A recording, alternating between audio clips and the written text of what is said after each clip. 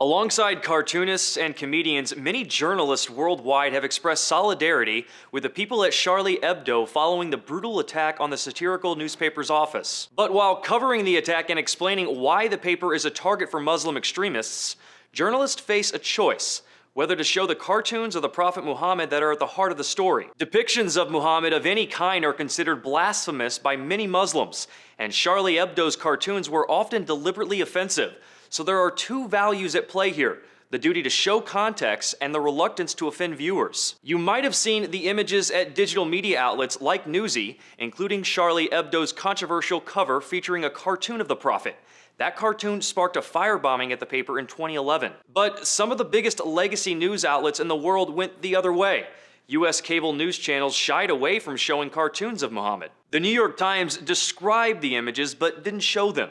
New York Daily News blurred them out, and the Washington Post only showed one image in one editorial. So what was their reasoning for all the blurring and cropping? It had to do, at least in part, with long-standing rules at the big media outlets not to show provocative images. The New York Times' public editor wrote a lengthy piece Thursday about her paper's decision-making, quoting executive editor Dean Baquet, saying, "We have a standard that is long held and that serves us well, that there is a line between gratuitous insult and satire. Most of these are gratuitous insult.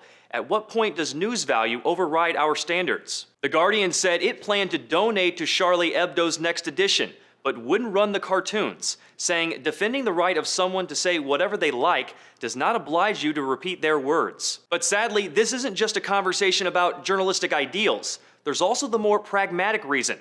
Several media outlets have admitted they don't want their branch offices to be the site of the next attack. And I also felt a duty to my staff, and I think it would have been too much of a risk to unilaterally decide in Britain to be the only newspaper that went ahead and published it. As the shooting proves, those concerns are warranted. But in 2012, Charlie Hebdo's editor Stéphane Charbonnier, who died in Wednesday's attack, told Fox News that, at least for him, the risk was worth it. I prefer to die than live like a rat. I haven't the time to be afraid. I have a paper to do. For Newsy, I'm Jay Struberg.